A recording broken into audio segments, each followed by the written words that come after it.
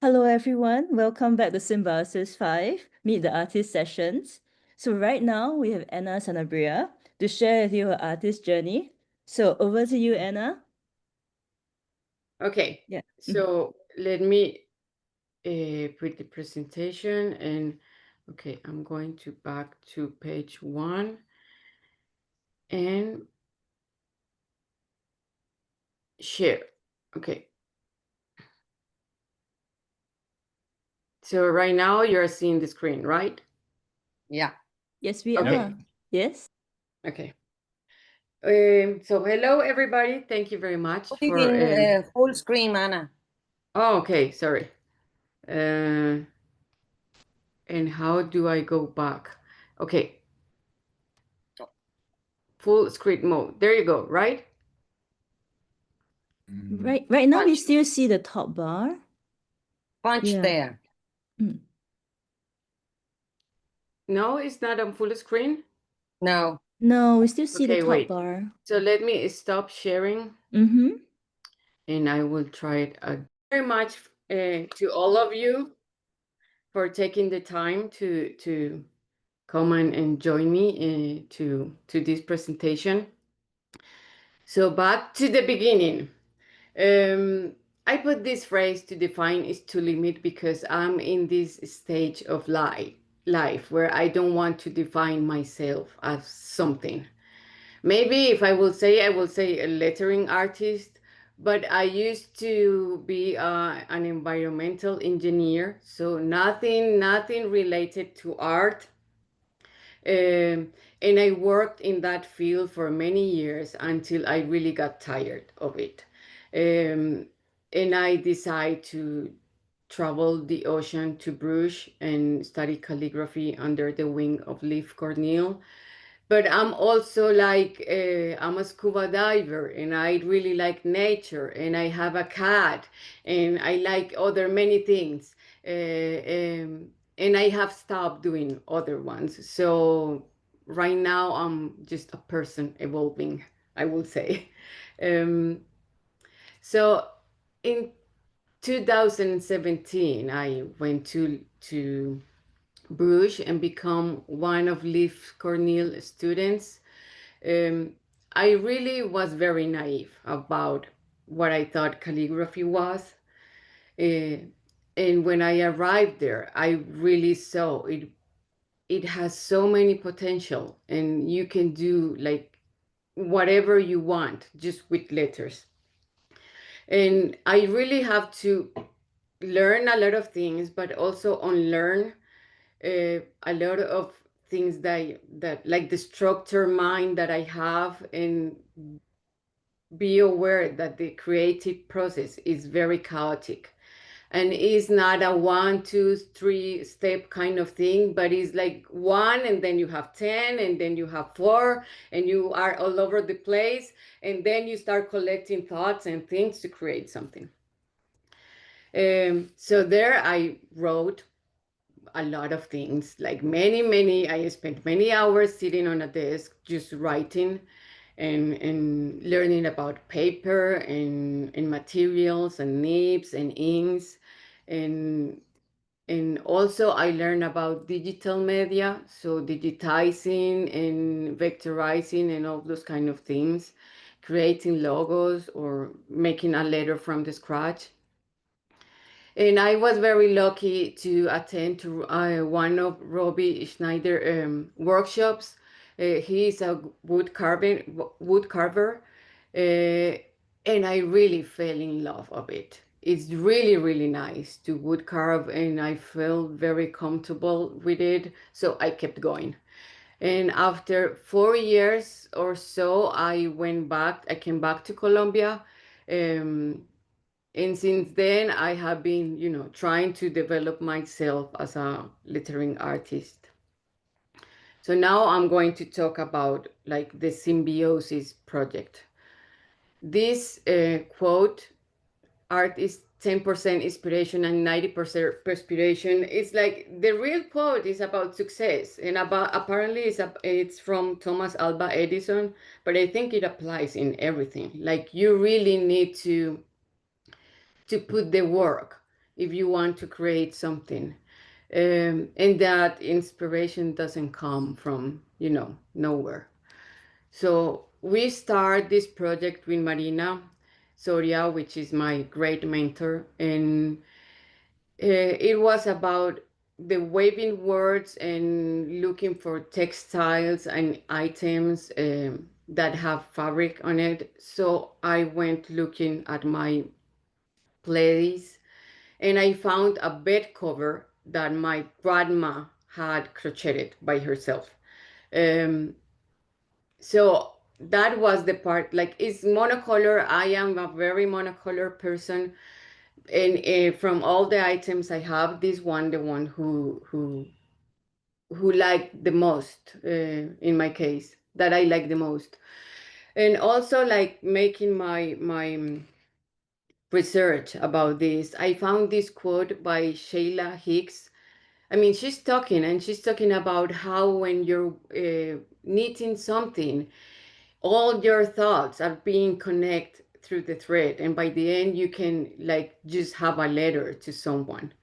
And it's very funny that I found this quote because when I sat very diligently to make the things that Marina told us to do. Is like you sat on your desk and you start like um, the picking the fabric. You chose the colors and everything. Um, I was really like writing a lot of things. Like it was letters. I was not paying attention to the shape, if it was a good italic or not.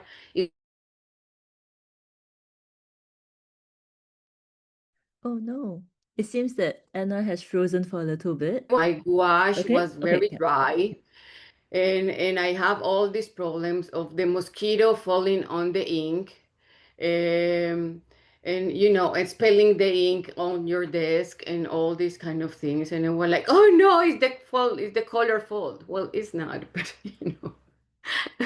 um, so this was the first part of everything. Like I really sat down, and as I told you, I cannot even know what I was writing there. I was very worried about the quote that I will use.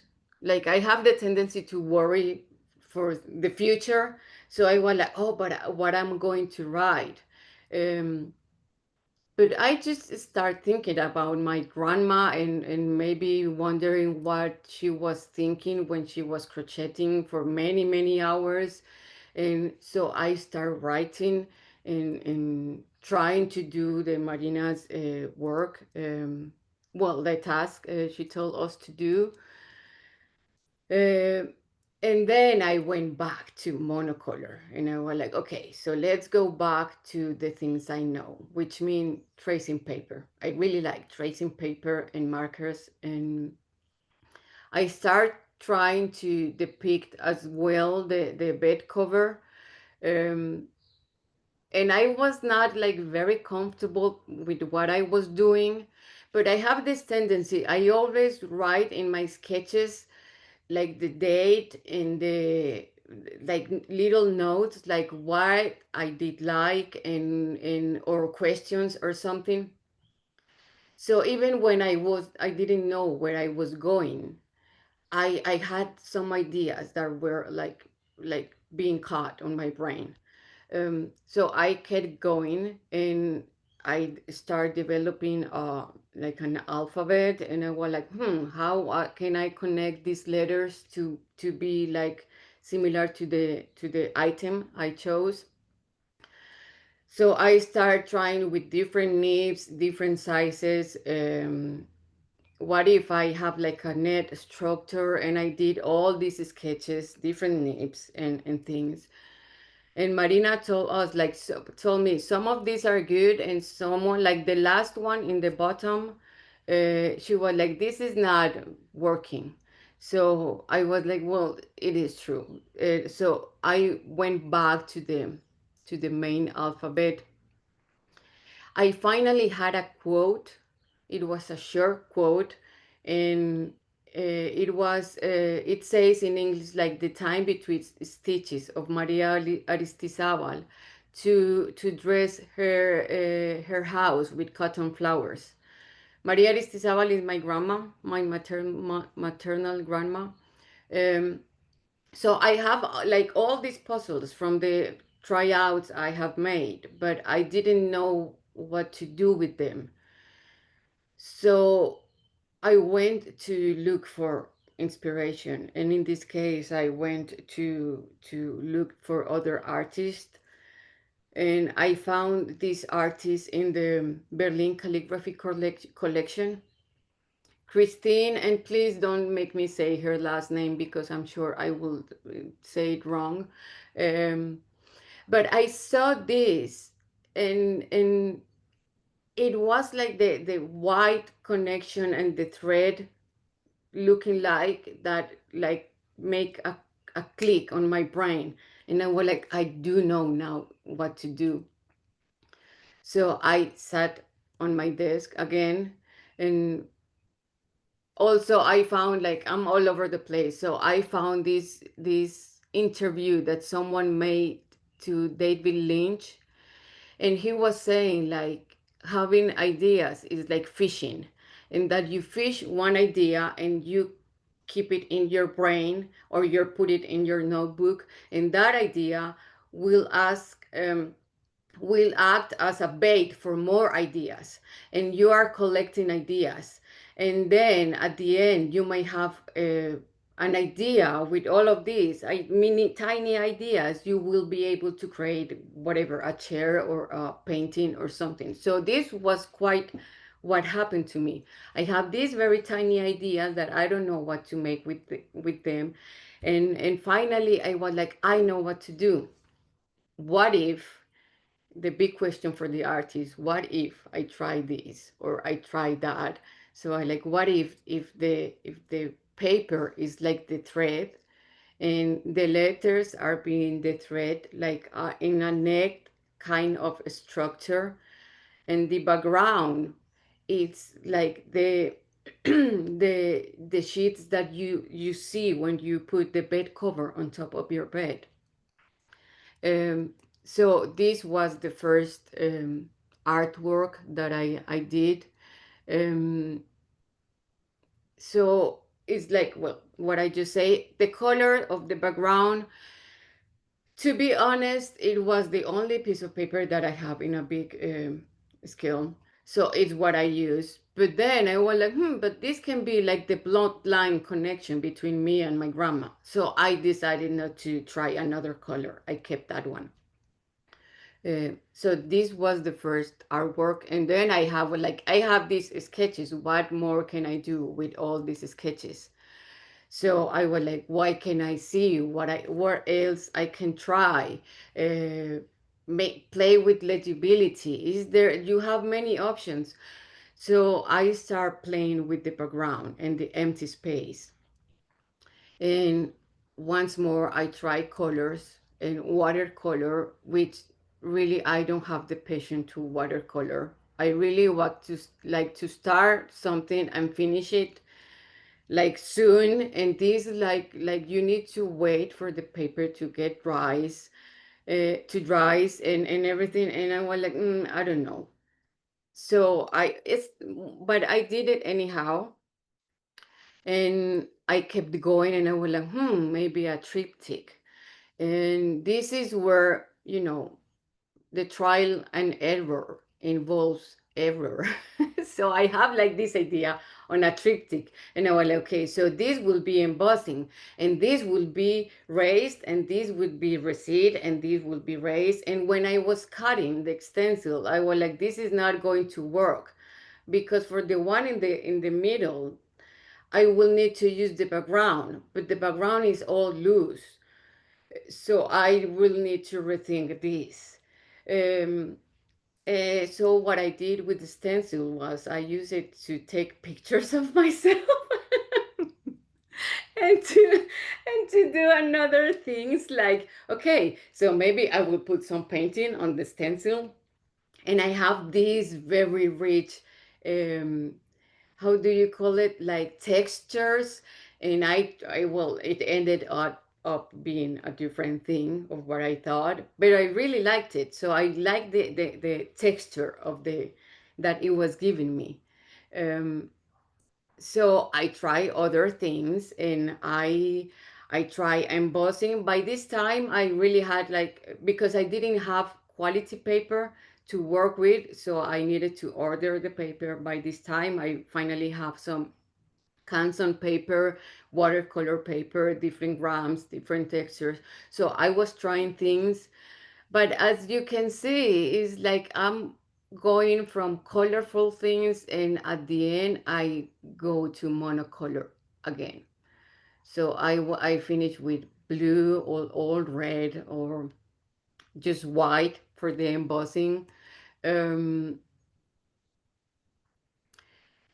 so and also what happened is that I really work a lot manually, because it's the way that my brain process, like, what I'm thinking. I do all this planning in my mind, and when I start doing thinking, that planning doesn't work. So it's like how I really understand the projects that I'm doing. I need to work with my hands. uh, so this was the second artwork. And what I'm trying to do here is the same alphabet, but it has a texture, and also has like a kind of fading ink, or looked. And it was because at some point I was thinking about, okay, thoughts from my grandma, and all things, and the pictures, and the contact sheets that you use, and the sepia tones.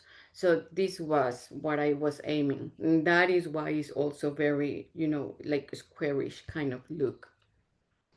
um and here we decided to make a stop. I'm sorry, is my Wi-Fi working fine? Because it keeps saying like it's unstable. It works fine. Yeah, you're very Oh, clear. okay, okay. Yeah, that's great. Okay. When we start, I was asking to my family, like my aunts, how did they learn to crochet? Because it's like something that it was passing through generations. Not for me, because my mom cannot sew a bottom, but well, with other families it have happened. And my aunt told me, like, crochet and embroidery has been around since forever, because they didn't have the magazines that you have now with patterns and things to do. They will be talking through, it was passing through women, all this knowledge.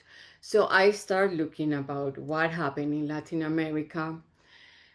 And I have this very beautiful Mexican t-shirt. It's very colorful, so I barely wear it, but still I have it because I think it's very pretty. And I started looking for things, and I realized that even between different countries, we have similarities in the things we have done, like the patterns.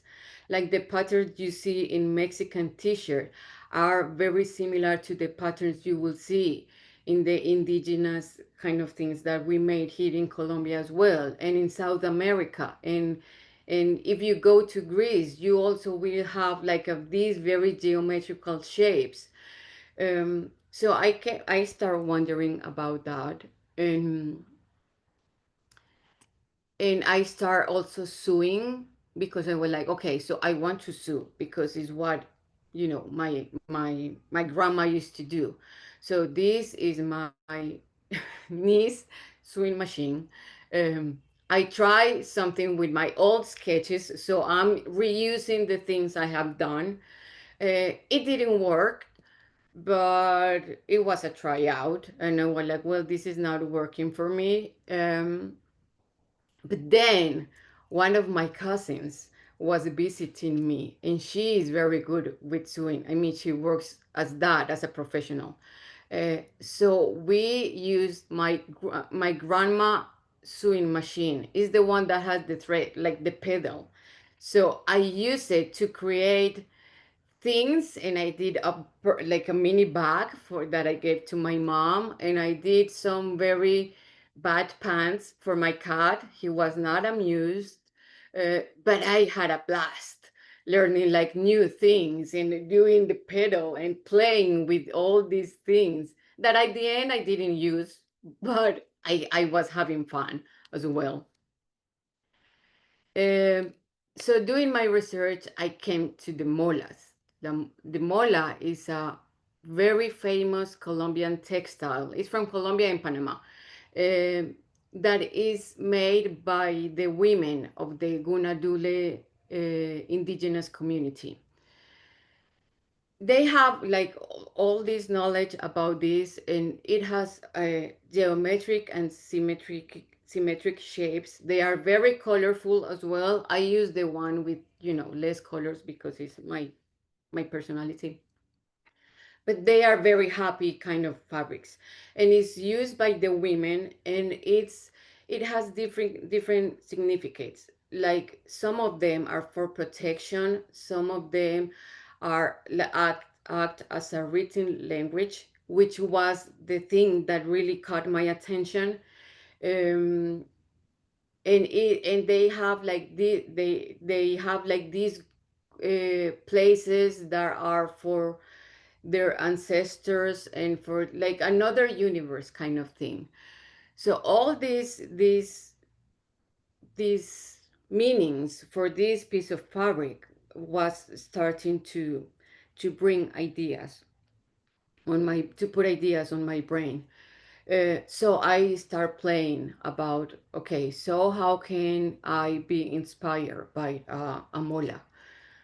So once more, I went to the tracing paper, black ink. I have these very crappy sketches, just because you have sometimes you see on Instagram and everything, like people is doing sketches and they are like a very nice sketch. Well, I have these crappy ones and I don't care, but they really start like bringing me ideas of the shapes I want to do. And then I start like working with tracing paper and try to put more to be more careful with the shapes I'm doing. And all of this time they have this word for soul, which is purba, but they also say the soul is like a hidden essence that we all have. So I like this idea, like, the hidden essence is very nice, because I think we all, as humans, have things that really that only belong to us, and we don't show to the rest of the world. So I start playing. As I told you, I'm very manual to my work. So I was using tracing paper. I was like cutting paper and using tape, not editing things on the computer, and printing and playing with the how could I lay out all these letters. Um, and at some point, like the red one, it was made on in Illustrator, and I was like, okay, so I have a design. But as Merle told us before, Marina was really like she was telling us like, you should try to do a book. So I, well, okay, so I would do a book. So I sat very naively. Yeah, I was very naive, and I tried to do a sketch of the book I wanted to. But that's the problem when you work with things made digitally and when you need to work manually. So when I put all this on Illustrator, I was using the positive of the design. But then when I needed to cut the paper, I needed to use the background. So it was the negative. So I was like, oh, all the planning didn't work because I needed to use something else. Because if I was going to use the positive, the letters will be raised, but the molas are made but layers, but with the background as well, and I wanted to make something that resembles as a mola. So I needed to use the background.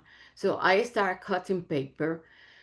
I haven't tried cutting paper, to be honest, and I was using a mat. It was not working. I have like these very bad shapes. And well, so I went for YouTube and I was like, university or YouTube, how can I cut paper? And they say like use a glass, and you use a glass, and you put your paper on a glass, and then you are not moving the knife, but you are moving the paper. And it was like doing another thing, because if you had a mat, your knife will be stuck on the mat. With a paper, with the glass, it slides. So it was like day and night, and I was like, oh. And I also have like I'm also not a book binder, so there is my book binding kit. It is all homemade by me.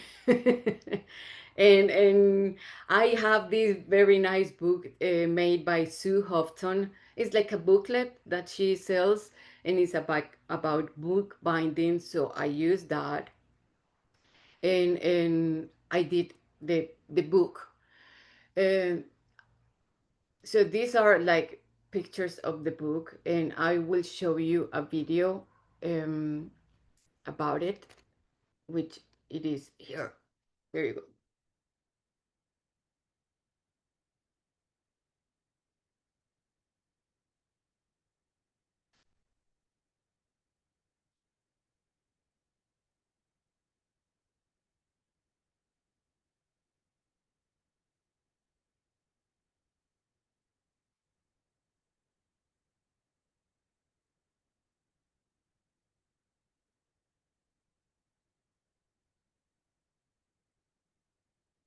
So it's a very small book. It's not, oh, okay, sorry, I think it's not in full mode anymore, right? No, it's not in full mode anymore. Okay, so there you go. So it's not like a lot of pages, but what I wanted to achieve with this, it was, as the phrase is, the hidden essence, but written in Spanish. It says La esencia oculta. I didn't want something that was very legible, so I was playing with legibility. I was also trying to have these geometrical shapes inspired by the molas, the layers of the paper, um, and I wanted to the design to be revealed as you were passing the pages. So that was what I was aiming for. And also, I'm sharing this quote, like, we should not be shocked and bewildered by the fact that the process of trial and error involves error. Because I used to be very frustrated about not being able to make something for the first time and be a success. And art has really shown me that you really need to put an effort and try things once and then twice and three times and even more if you need it, until you really understand what you're doing. So I went back to, okay, what else can I do? And I was like, I'm going to try a fabric. And I have this shape. This is the O that I have in the previous design. It should be an O, but for me, in my brain that wanders a lot, I was thinking about an Indiana Jones movie. And all these stone carved pieces that you see that they push, and then this big, huge stone will be rocking towards them, and they are running, or the fifth element and all these things. So I was wondering about this, and I was like, this looks like a door, or maybe like something that you can push. So I kept playing with this shape, and I was like, I'm going to try maybe like a homemade stencil printing. It didn't work pretty good because I didn't have the proper materials. But anyhow, I tried it. So I sew as well. And I kept playing with the same shape, and I was like, maybe this. But then my brain was wandering too much, and I have the stencil that the sticky paper that I was using was not being paste properly on the fabric, so I have all these things bleeding. And and of course, I did the thing that when you need to print in mirror view and you don't, of course, it has happened to the best of us and to everybody have had that issue. Um, but also I was like going away from the main thought and the molas thought. So I was like, I'm wondering too much. So I need to recenter myself. Um, and I was like, okay, so what I was thinking, I try once more, like, you know, watercolors, acrylic paintings. I at some point I have a quote about the sea and the universe in a drop of water and all these kind of things. And I was like, no, this is not what I'm aiming for. This is good to keep exploring, but not related to this. So I was like, okay. So I was thinking about when I first saw this symbol, I was thinking about stone carving. So well, I do wood carving because I don't do stone carving, but I wood carve. So maybe should try wood carving. Of course, it was very obvious. But at some point for me, I forgot that I knew how to wood carve. So I went to do some sketches, and of course, sometimes you overdo sketches and you are trying to fill the background with a lot of things. And Marina was like, this is too much. You need to keep it simple. And I was like, this is true. I mean, carving by itself is tricky. So I started with the sketch that is on the left, the one that have like that black margin. So I put it on a piece of oak and I start carving it. And midway, I realized I didn't like that margin. So I managed, because this will have raised carve and receipt carving. I managed to correct that while I was carving. That is very tricky when you are wood carving. Usually, if you made a mistake, you just burn the piece because it's no longer usable. But in this case, I managed to save it. What happens with me is like I don't truly know how, in this case, how a design will go until I try it. Like my brain cannot foresee how the volumes will end. So I just need to try it. So I did. Um, so as you can see, the background it's in a different level of the piece. So the piece is like how do you say? It's like carved out, and then you have these V cuts that go inside.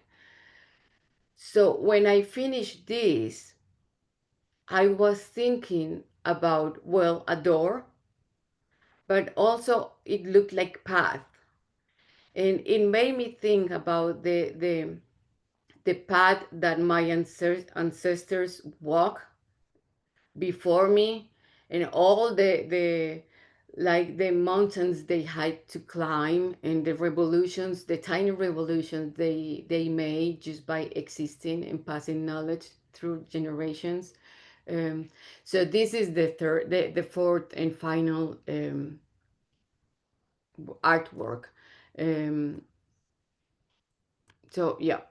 And when I finished all these pieces, I realized that I was creating something that it was about ancestors, especially women, like the women that create a lot of things quietly, and about my grandma and about my mom, and yeah. So it was, at the end, it was all about ancestors and knowledge about my ancestors. So finally I wanted to give thanks to Dorothy, um, because she is the captain of this project. To Marina, of course, which is so special. It was so nice to have someone from my same continent to be able to learn from. My fellow students, Merle, Maria, and Shizuka, which were all an inspiration and were very supported. Liv, Robbie, and Ingrid, which is my like European family at this point, and with them everything started.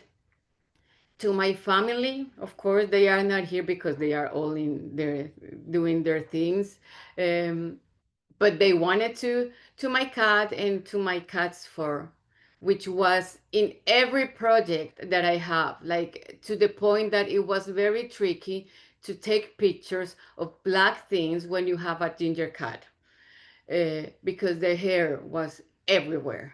So a special shout out to the fur.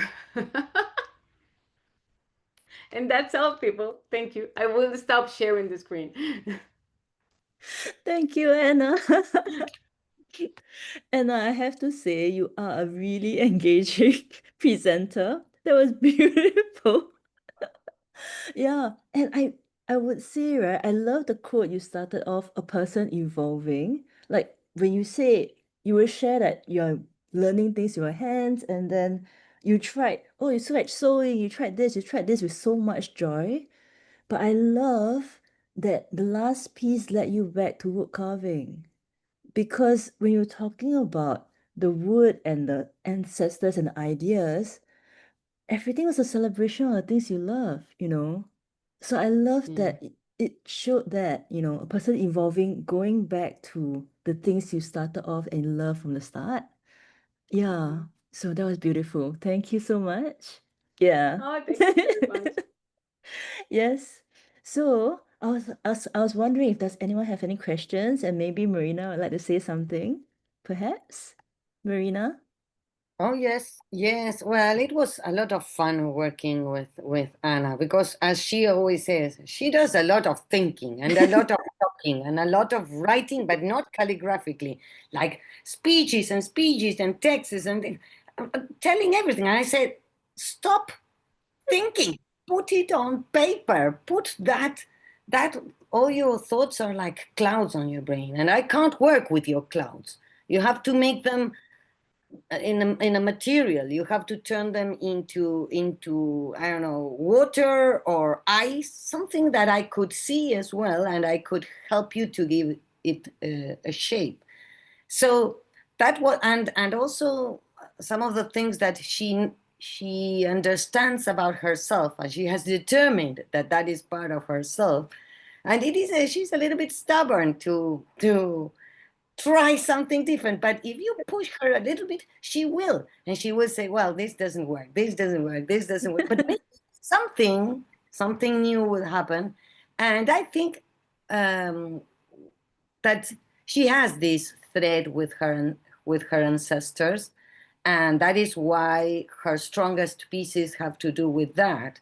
Uh, but she is a very interesting lady, and she has a very interesting background, and she's funny, and well, it's part of her personality, and I think that that shows on her work as well. And the precision, the perfection, the sharpness, that is very from an engineer point of view, because I have my eldest daughter is an environmental engineer, and they are just like the same perfectionists. They want to do it perfect, and sometimes perfect is not the best choice. Yeah. Mm. And So I 100% agree. The fact that you tried all these different things, you felt you failed, but it led you back to something that led you to do something beautiful with precision, and it showed through. You know, it all added up to your final, all the experiments you tried. Yeah. Yeah, and even in all the things that you have tried did not work, they change you in some way because you have Mm, entered zones of that you are unknown for you, and so mhm, that has changed you, and what you come up with later on is something that's much more, much more convinced, or how would you say, confident about what you are doing, because you mm, have gone through so much, and even then you have decided to go back to the mhm, very beginning. It's different, mm. the Yeah. experience. Mm, But it was great, and it was lovely working with her, and we had a lot of chats, and we connect very well. And I've been with Anna last year. I was Yeah, in Bruges where we Bruges. met, Yeah. mm, and so we had a great time. I mm. always feel of my students like becoming friends, literally. Well, That's so. Marina is very good about reading people. And since the beginning, she told me, she have told me a few things that really like, she's really like seeing through me. Like at the beginning, she said, like, you have this kind of nostalgia. And it's true. I'm very nostalgic in a way of thinking about my ancestors and the things that like the blood running through my family. And also she say another thing, and she was like, you are the opposite. I mean, I'm paraphrasing, of course. Like, you are the opposite of Merle. Merle doesn't think, she do. And you are overthinking everything when you need to be doing things. And I was like, this is so true. Because we are the opposite.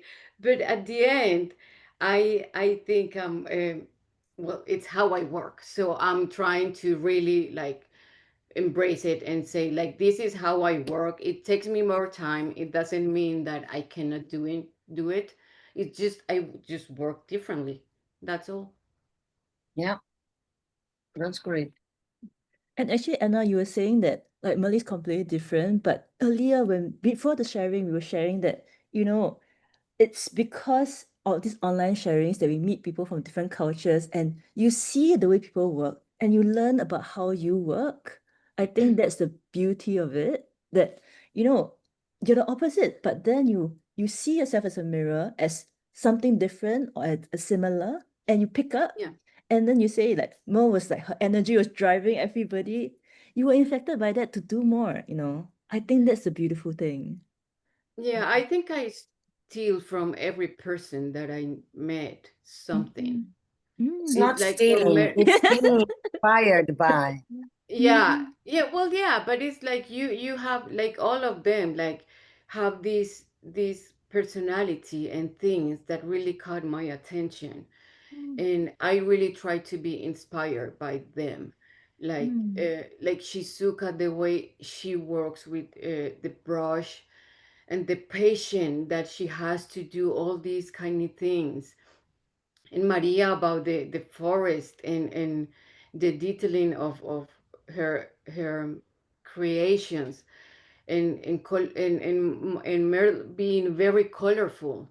Like I really like her work. Like it's very colorful and very detailed. And so for from everyone, I think I kept like these tiny treasures that I see in people, and I was like, I want to try this, and I want to try that because that's evolving at the end. So Mm. And that's beautiful, you know. Like, can I invite like Mo? Can you share something about like what Anna is saying? Malik, would you Yes. like to share? Would you like to share? Like, she was just saying about the sim, like how she was inspired and all things like that. How would you say something? Or would you want to say something about presentation? Oh, it was good, Anna. And it was really how Marina said, it was such a, yes, a funny time with you. And it was inspiring. And I thought really the last thing with the wood carved, now I saw it, and it's so precious, and it's so beautiful. And I saw it now, and I thought to me, oh, this is Anna. This is her really USP, her gift with this wood carving. It's so precious. I'm even overthinking. Like if you see the shape, I'm going in circles. Oops. Oops. Oh, Yeah.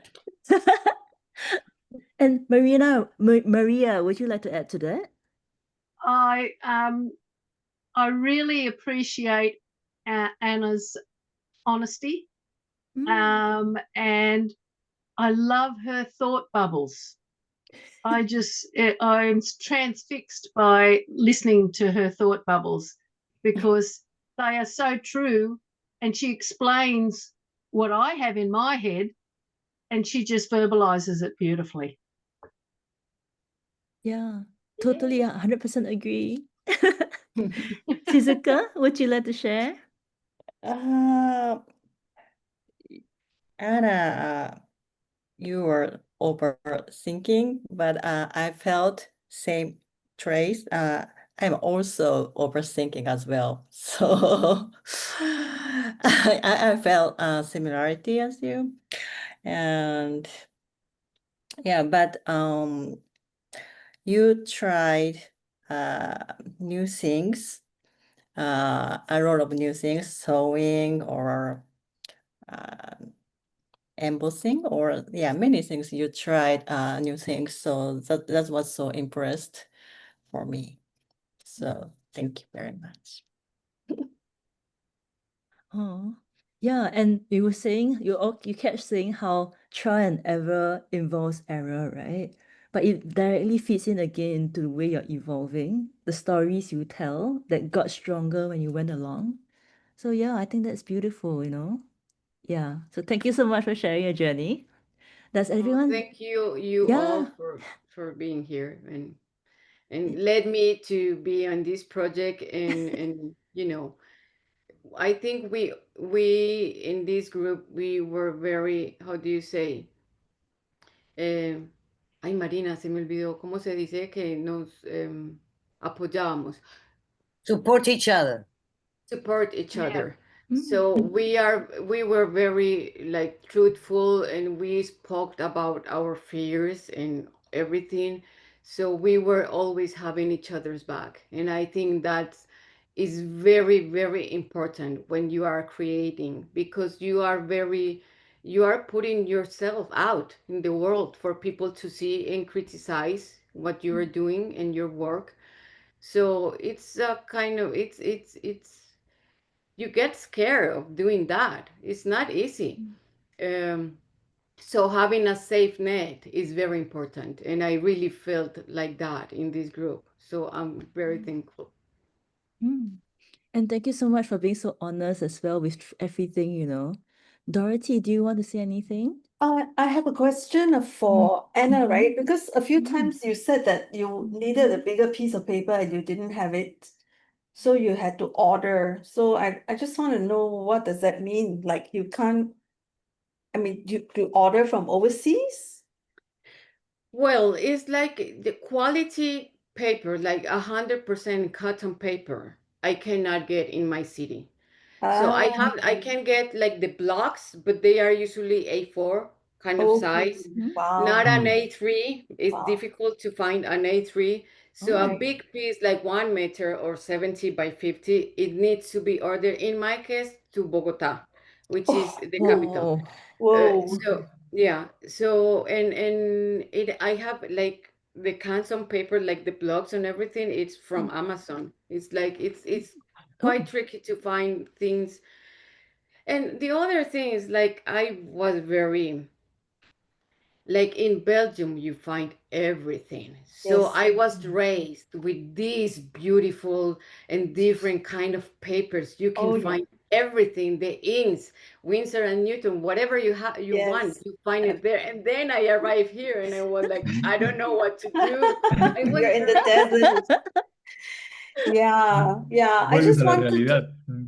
Yeah. yeah, sorry, I wanted to highlight that because a lot of us take these kind of things for granted. Because we Yeah. will think like, oh yeah, I can, if you want to work at different sizes, you want to experiment and all of these things I mean, when you have a limitation of resources, it really tests your creativity. It forces you to look for solutions. You have to figure things out. And I think that that is just, I mean, yeah, in a way it sharpens you, even though, it also limits you, but it sharpens you.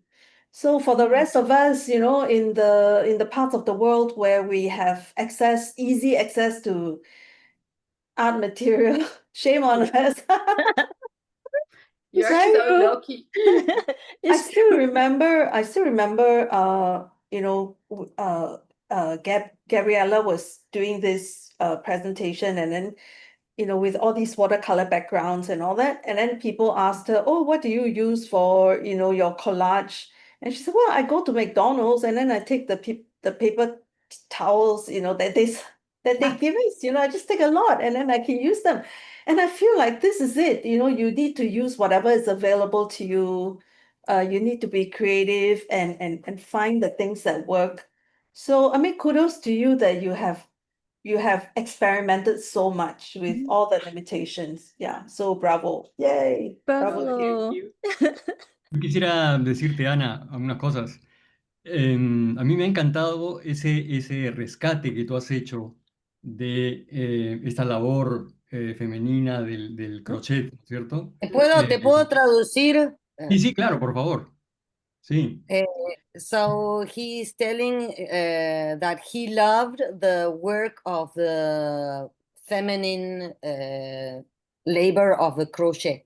Oh, yeah. Que Yeah. se transmite igual en mi país, de madres a hijas, de abuelas a That is madres a hijas. shared in his own country from parents to their children, to their daughters. Mm. Y el rescate del arte popular, que también me parece muy interesante, ¿no? And he is very interested in rescuing the popular art of her country. Y el resultado, la verdad que ha sido maravilloso, me ha gustado muchísimo. Te And the felicito. result is Ah, extraordinary. He loved it. gracias.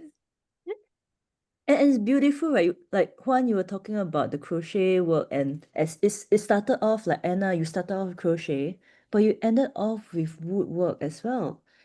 Something that's so feminine and something that's traditionally quite masculine, I think. Something that's very fragile and beautiful and thread, and something that's so solid and a tangible part of heritage. Mm. So yeah, Yeah, that's interesting. it's a It's beautiful something journey. funny that you have say about that, because Mm-hmm. crochet and all of these kind of things have been things usually made by women. Exactly. However, my dad is a very creative person. So, and I have that from him. Like, I'm good with a screwdriver. Like, make me build things. I don't have a problem with that. So I think the wood carving in a kind of way is my masculine side, Mm-hmm. trying to do that. And but like, so I'm kind of mixing the things, like the inspiration of the crochet and the Mm-hmm. sewing doing by women, but put it in a male kind of field, which is wood carving, and everything that is wood related is usually made by men. So yeah. Mm-hmm. Mm. Beautiful. Yeah. Yay. Sí, muy lindo, la ¿verdad? Gracias. Mm, yay. Thank you, everyone. So, what we're going to do is we have another sharing by Juan Luis in about half an hour. So, what we need to do is, Dorothy, can we stop the sharing? And then